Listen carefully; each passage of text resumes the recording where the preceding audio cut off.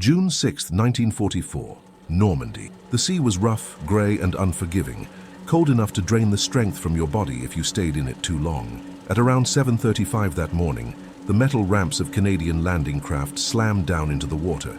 There were no speeches, no shouted slogans, just the sound of steel hitting waves and boots stepping forward into smoke. Ahead of them was Juno Beach, lined with concrete bunkers, machine guns, and mines buried where no one could see them. German units knew the invasion was coming. What they didn't expect was how the Canadians would move once they landed. By the end of the war, German officers would quietly agree on one thing. Silence in a Canadian sector didn't mean nothing was happening. It meant something was already going wrong.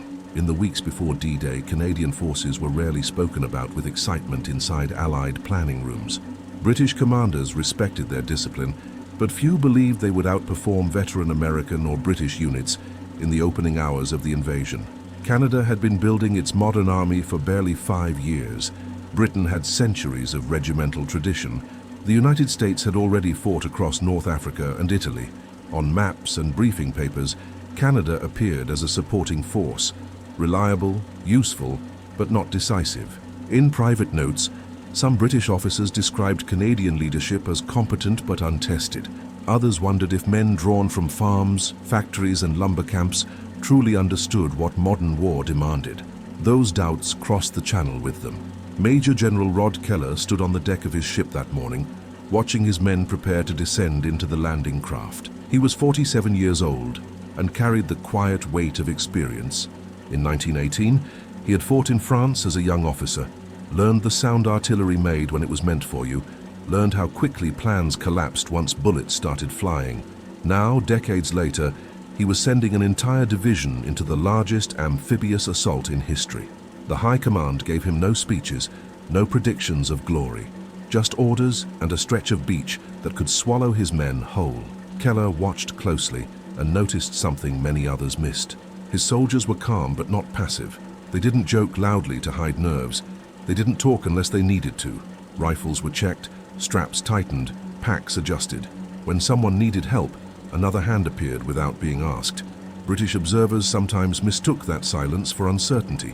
Keller recognized it as preparation. He had seen these men train. At Camp Borden in Ontario, Canadian recruits trained for 16 weeks, while many Allied programs ran 12. Those extra weeks were not spent on parades or ceremony. They were spent under pressure, reading maps in rain, repairing radios with numb fingers, running exercises where officers were deliberately removed to see what happened next. Corporals were expected to step up instantly. Waiting for orders was treated as a failure, not obedience. The logic was simple. In battle, plans always broke. When they did, someone nearby had to fix the problem before it spread. Canadian doctrine quietly pushed responsibility downward. Soldiers were taught not just what to do, but why they were doing it. Corporals learned to think like officers. Officers learned to trust their men to act without supervision. Critics warned this approach would create confusion. Too much freedom, they argued, would cause panic. Keller watched the opposite happen. Understanding created calm. Calm created control. Control kept units moving even when radios failed and leaders went down. As the landing craft engines roared, diesel fumes mixed with salt spray. Young men gripped their rifles and thought about farms in Saskatchewan, factories in Ontario, fishing towns in Nova Scotia. Many had never seen combat. Some had never fired their weapons outside training. What they carried with them wasn't bravado. It was habit, repetition, the quiet understanding that if something went wrong, they wouldn't freeze. They wouldn't wait. They would solve it and keep moving. German defenses at Juno Beach were formidable. Bunkers dominated open approaches. Mines waited beneath the surf. Machine guns were positioned to rake the sand. German planners expected confusion once the ramps dropped. What they didn't anticipate was how little noise the Canadians would make. Engineers moved first, cutting obstacles while bullets cracked overhead. Infantry followed in small groups, spreading out, adjusting their approach without shouting commands. When one element stalled, another shifted around it. No dramatic charges, no pauses for reorganization, just steady movement. By mid-morning, reports filtering back through Allied headquarters carried an unexpected tone. Canadian units were inland, not clinging to the beach but advancing beyond it. Casualties were heavy, but lower than projected. Positions were being cleared methodically. Keller received updates without excitement or exaggeration. Obstacles removed, routes opened, units advancing. It wasn't spectacular, it was effective. And as German officers began marking their maps that day, one pattern became impossible to ignore. Where the Canadians advanced, the battlefield went quiet first, and once it did, it rarely stayed that way. To understand why that silence mattered so much on Juno Beach, you have to go back to a moment when the Canadian Army learned its hardest lesson the most painful way possible. August 19, 1942, the French port of Dieppe. Nearly 6,000 Canadian soldiers were sent across the channel in what was supposed to be a fast, aggressive raid. The plan looked solid on paper. Hit the coast, gather intelligence, test German defenses, and withdraw before the enemy could react in force. Instead, everything went wrong within minutes. German guns opened fire before many of the landing craft even touched the shore. Tanks became trapped on the stones of the beach. Radios failed almost immediately. Units that depended on strict chains of command froze when officers were killed or wounded. By the end of the day, more than half of the Canadian force was dead, wounded, or captured. Over 3,300 casualties. It was one of the bloodiest failures of the war. British commanders studied Dieppe and felt their doubts confirmed. The Canadians were brave, no one questioned that. But bravery wasn't enough. Some officers quietly suggested that Canada should be kept in secondary roles. Support, not spearhead. The Canadians saw Dieppe differently. They didn't look for excuses, they looked for causes. After-action reports were brutal in their honesty. Radios failed because water got into them, so they redesigned waterproof cases. Tanks failed because the beach surface was wrong, so beaches were studied in detail. Coordination collapsed because units waited for orders that never came. That failure mattered most. Waiting had killed men. From that point forward, Canadian training shifted even harder toward initiative. If leadership disappeared, the mission couldn't. This mindset reshaped everything. Exercises became deliberately chaotic. Officers were pulled out mid-scenario without warning. Corporals were forced to decide under pressure. Mistakes weren't punished if they were logical.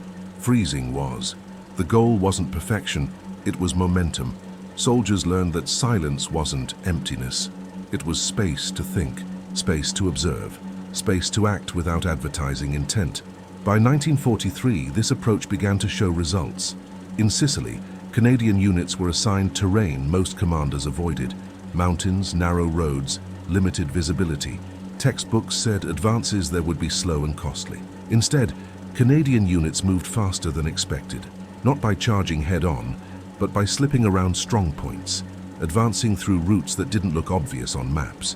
When tanks couldn't move, infantry adjusted. When plans failed, new ones formed without waiting for permission. Observers noticed how little talking was required. Orders were short. Movement did the rest. This quiet efficiency didn't look impressive from a distance. There were no dramatic breakthroughs announced over radio, no theatrical maneuvers, just steady progress and fewer losses than expected. General Bernard Montgomery paid attention. He wasn't easily impressed. He'd seen armies succeed and fail across North Africa. What caught his eye wasn't aggression, it was control. Canadian units adapted without confusion. Junior leaders stepped in without hesitation. The machine kept running even when parts were removed.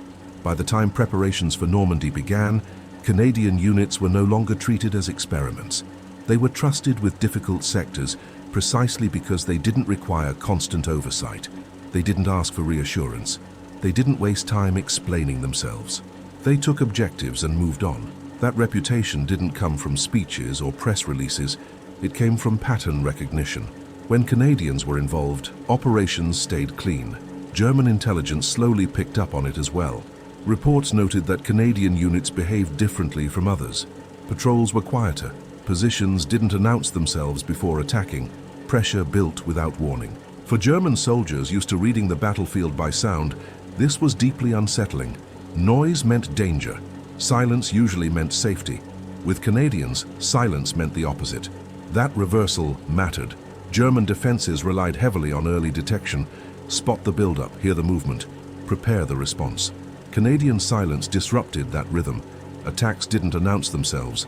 Withdrawals weren't obvious. Flanks collapsed without the usual warning signs. Survivors struggled to explain what had happened. They knew something was wrong only after positions started disappearing. By 1944, this reputation followed Canadian units wherever they went. Silence was no longer absence, it was intention, and as the invasion of Normandy unfolded, that lesson would be reinforced again, not through dramatic gestures, but through steady, relentless pressure that never needed to shout to be felt. As Canadian units pushed farther into Normandy, the pattern became harder to ignore. Their advances didn't look dramatic from the outside. There were no sudden bursts of radio chatter, no long pauses while orders traveled up and down the chain of command. Movement happened quietly, often at night or in poor visibility, when other formations preferred to stop and wait. Canadian patrols moved slowly, listening more than they spoke, feeling the ground before committing to it. When contact happened, it was brief and decisive. A German sentry disappeared. A trench went silent. By the time defenders realized what was happening, the situation had already shifted. This way of fighting confused German officers who relied on predictable signals. Most Allied attacks followed a familiar rhythm: artillery preparation, noise, smoke, then infantry movement. Canadian operations often skipped steps. Artillery was used when it mattered, not as an announcement. Infantry advanced without drawing attention. Silence denied German units the chance to orient themselves. Defensive plans depended on knowing where the enemy was forming. With the Canadians, formations didn't form in obvious ways. They appeared where they weren't expected. Junior leadership made this possible. Corporals and sergeants didn't wait to be told when conditions changed. They adjusted routes, shifted fire, and redirected movement on their own authority. When an officer went down, the unit didn't stall. Someone nearby stepped in. That continuity mattered more than rank. It kept momentum alive in environments where hesitation was lethal. As fighting spread inland, Canadian units were repeatedly assigned sectors that demanded patience rather than brute force. Hedgerows, villages, flooded fields, terrain that punished noise and rewarded observation. Canadian soldiers learned to read small signs, fresh footprints, broken branches, a door left open where it shouldn't be. Silence sharpened attention. The quieter they moved, the more information they gathered. The more information they gathered, the fewer surprises they faced. German soldiers began to share warnings among themselves. Certain sectors required caution. Patrols were advised not to relax just because nothing was happening. Silence no longer meant rest. It meant vulnerability. Positions that felt safe at dusk were often compromised by dawn. Counterattacks ran into empty ground or fire from unexpected angles. The lack of audible buildup made Canadian pressure feel constant, even when movement paused. This psychological effect compounded over time. Units facing Canadians reported higher stress levels, not because fighting was louder or bloodier, but because it was harder to anticipate. Waiting without information exhausted soldiers faster than combat. German officers complained of losing control of tempo.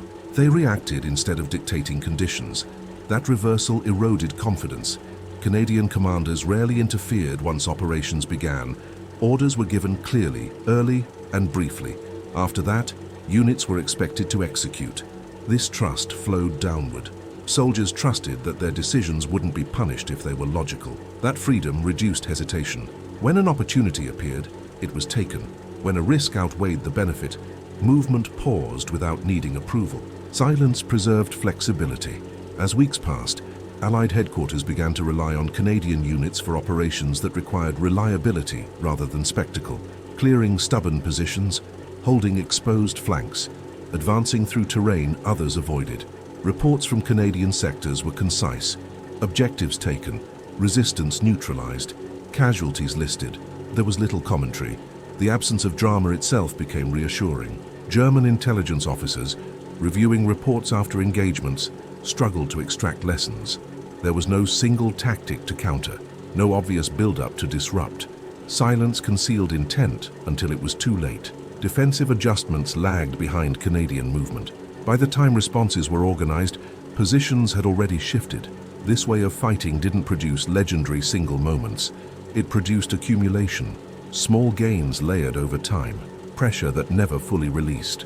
For soldiers on the receiving end, it felt like being pushed backward without ever seeing the hand doing it. Canadian silence wasn't empty. It was active, purposeful, and as Normandy turned into a battle of endurance, that quiet persistence began to matter more than firepower alone. By late summer of 1944, the fighting had shifted from beaches and hedgerows into something slower and more exhausting. The terrain changed, and with it, the nature of the war. Rivers, canals, and flooded lowlands replaced open ground. Supply lines stretched. Visibility dropped. This was the kind of environment where armies that depended on speed or overwhelming noise began to struggle. For Canadian units, it felt familiar. Silence was already how they operated. Nowhere did this matter more than in the battles around the Scheldt estuary. The port of Antwerp had been captured intact, but it was useless while German forces controlled the waterways leading to it. Millions of Allied tons of supplies depended on clearing those approaches. The Germans knew it. They fortified every dike, every village, every strip of higher ground, water-covered fields that maps still marked as farmland. Movement was slow, cold, and exposed. Canadian infantry advanced along narrow causeways with water on both sides. Tanks were limited. Artillery support was difficult to coordinate. Shouting carried too far. Silence wasn't a preference here. It was survival. Patrols moved at night, boots sinking into mud. Rifles held high to keep them dry. Orders were passed hand to hand. Signals were simple: a touch, a gesture, a pause. German defenders relied on set positions and rigid plans. When those positions were isolated quietly, their options narrowed. Relief never came when expected. Counterattacks ran into prepared fire from angles they hadn't anticipated. Canadian units didn't rush to exploit success loudly. They tightened pressure instead. One position fell, then another. Slowly, deliberately, without giving defenders a clear moment to recover. The human cost was constant. Cold water soaked uniforms for days at a time. Fingers went numb. Weapons jammed if they weren't cared for obsessively. Canadian soldiers adapted by habit. Rifles were stripped and cleaned whenever there was a pause. Boots were dried when possible. Small routines mattered. Discipline wasn't about appearance. It was about function. Civilians trapped in these areas noticed the difference as well. Canadian soldiers didn't burst into towns shouting orders. They arrived quietly, checked buildings, secured streets, and moved on. That restraint mattered in a region already on the edge of starvation. Trust built quickly. Locals warned Canadians about flooded roads, hidden positions, and mines. Information flowed both ways, quietly, without ceremony. Silence created cooperation. Cooperation reduced risk. German morale suffered in ways reports struggled to capture. Defenders expected pauses in pressure, time to reorganize. With Canadians, pressure rarely disappeared. It softened, shifted, then returned somewhere else. Units couldn't tell when an attack was finished. Fatigue set in. Commanders complained of losing control over their men, not through fear, but through exhaustion and uncertainty. Silence denied them rhythm. By the time the estuary was cleared, Canadian forces had paid heavily, but they had achieved something essential. Antwerp opened. Allied logistics surged. The strategic impact far outweighed the attention the battles received. There were no famous photographs, no dramatic headlines, just results. As autumn turned into winter, Canadian units continued north and east. The Netherlands lay ahead, still under occupation. German forces flooded entire regions, turning farmland into shallow lakes. Winter rain and early snow made everything worse. This was not a campaign suited to speed or spectacle. It was a test of endurance and restraint. Canadian soldiers fought town by town, dike by dike. Movement was careful. Fire was controlled. Every advance considered its effect on civilians sheltering nearby. Silence again served multiple purposes. It reduced collateral damage. It preserved surprise. It maintained discipline when conditions tempted frustration. Dutch civilians remembered the sound of Canadian boots on wet cobblestones, the quiet way soldiers entered towns, the absence of looting or chaos. For them, silence didn't mean fear. It meant order returning. For German defenders, it meant the opposite. Order was slipping away. By early 1945, the pattern was established beyond debate. Canadian silence was not hesitation. It was pressure applied steadily, without waste, without announcement. And as the war moved toward its final months, that approach would prove just as decisive in ending it as it had been in fighting through its hardest terrain. As winter tightened its grip in early 1945, Canadian operations became less about dramatic breakthroughs and more about sustained pressure. German forces were retreating, but retreat did not mean collapse. Rearguard units fought stubbornly. Bridges were destroyed, roads mined, and civilians used terrain they knew far better than any map could show. In these conditions, noise was a liability. Silence allowed Canadians to move through uncertainty, without announcing themselves to every unit still capable of resistance.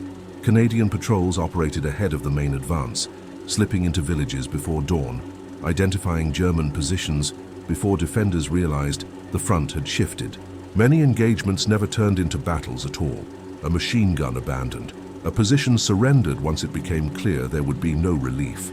Silence made these outcomes possible. It removed the emotional escalation that often turned encounters into bloodshed. German commanders increasingly faced a problem they could not solve with doctrine. Their defensive system relied on timing and coordination.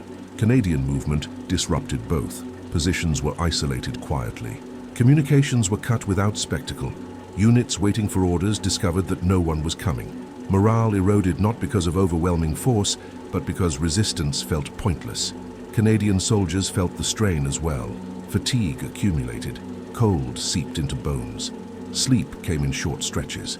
Yet discipline held. Silence conserved energy. Fewer shouted orders meant fewer mistakes. Fewer mistakes meant fewer casualties. Men learned to read each other without words. A nod, a raised hand, a pause that meant wait. These habits reduced friction when exhaustion made tempers short. As towns were liberated, Canadian restraint continued to shape outcomes. Soldiers secured areas methodically, posted guards, and moved on. There was little celebration. Civilians often remembered the quiet more than the moment of liberation itself. For them, the absence of chaos was reassurance that the fighting was truly ending. For Canadian units, it was simply procedure. Allied commanders recognized the value of this approach as the war drew toward its conclusion. Canadian formations were used to stabilize fronts, secure crossings, and hold sensitive areas where mistakes would have political consequences. They did not require constant supervision. Orders could be brief. Execution was consistent. Silence had become synonymous with reliability.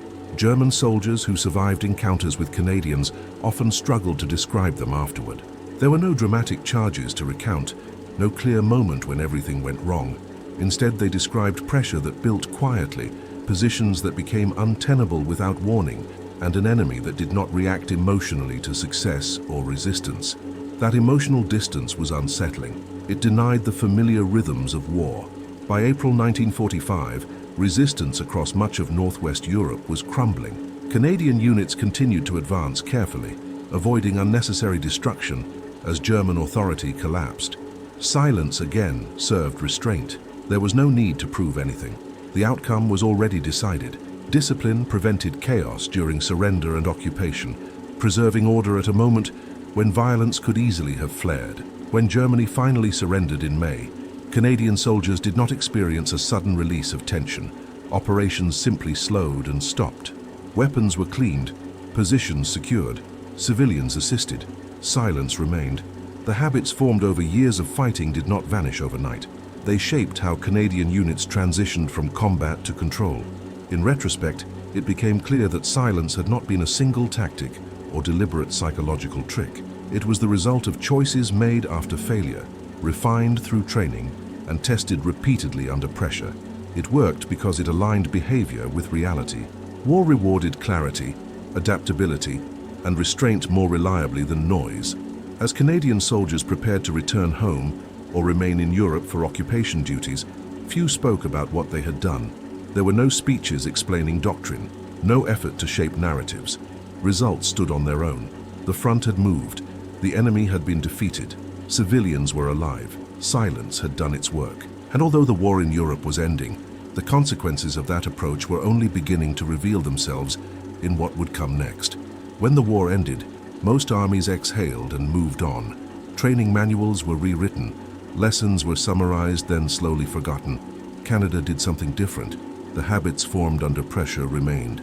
Silence was no longer just a battlefield tool. It had become a way of operating. Canadian units transitioned from combat to occupation without needing to relearn restraint. They were already practiced at it. In liberated areas, Canadian soldiers found themselves responsible for stability rather than victory. Crowds gathered. Supplies were short. Tempers were fragile. This was a dangerous phase of any war. Noise and aggression could ignite violence faster than enemy fire ever had. Canadian discipline mattered here more than at any previous moment. Orders were calm. Movements deliberate. Force was present, but it was controlled. Civilians noticed, Allied commanders noticed too. This behavior shaped Canada's role in the post-war world. When international tensions flared and no one wanted escalation, Canadian soldiers were often chosen to stand between sides. They had proven they could hold ground without provoking conflict. They knew how to observe without reacting, how to wait without losing control. Silence, once feared by enemies, now reassured allies. The clearest example came in 1956 during the Suez Crisis. Britain, France, and Israel faced off against Egypt. The risk of wider war was real. The solution proposed wasn't overwhelming force, it was separation, a buffer. Canadian diplomat Lester Pearson argued that peacekeeping required soldiers who could resist the urge to dominate situations, soldiers who could follow strict rules of engagement while still thinking independently. Canadian troops became the backbone of the first United Nations peacekeeping force. The same qualities that had carried them through Normandy and the Netherlands now prevented a new war from starting. Peacekeeping didn't look heroic. It involved long hours, observation posts, patrols through empty terrain, and endless restraint. There were no breakthroughs to announce, no victories to celebrate, but it worked. And it worked because Canadian soldiers were comfortable operating without attention. Silence suited the mission. Over time, militaries around the world studied this approach. They noticed that effectiveness didn't always come from force or volume. It came from trust placed in junior leaders, from clarity of intent, from discipline that didn't require constant supervision. Special forces units in particular adopted these principles: quiet planning, minimal communication, decisive action, disappearance. Canada carried this philosophy forward into its modern units. Joint Task Force 2, formed decades later, inherited the same ethos. Missions were executed without publicity. Success meant absence. If no one noticed, the job had been done properly. Allied operators who worked alongside Canadians often remarked on the same traits German soldiers had once feared: calm under pressure, minimal noise, relentless focus on the objective. Looking back, it's clear why silence became Canada's most feared weapon during World War II. It wasn't mysterious, it wasn't symbolic, it was practical. Silence preserved surprise, it reduced mistakes, it kept units cohesive when chaos should have shattered them. It denied enemies the signals they relied on to respond, and over time it created inevitability. German soldiers didn't fear Canadians because they were louder, faster, or more aggressive. They feared them because they were harder to read, harder to disrupt, harder to stop once they started moving. Silence removed warning. It replaced drama with certainty. The legacy of that approach outlasted the war itself. It shaped how Canada was trusted internationally. It influenced how modern soldiers are trained to operate in uncertain environments. And it offered a quiet lesson that extended beyond the battlefield. In a world that often mistakes noise for strength, the Canadian experience proved something different. Control mattered more than volume. Discipline mattered more than display, and silence, when backed by competence, became more powerful than any weapon designed to make sound. When Canadian soldiers left the fields and cities of Europe, they didn't leave monuments behind bearing their names everywhere. What they left instead was a reputation, one built without speeches, without spectacle, without noise. And that, more than anything else, is why their silence was remembered long after the guns finally stopped firing.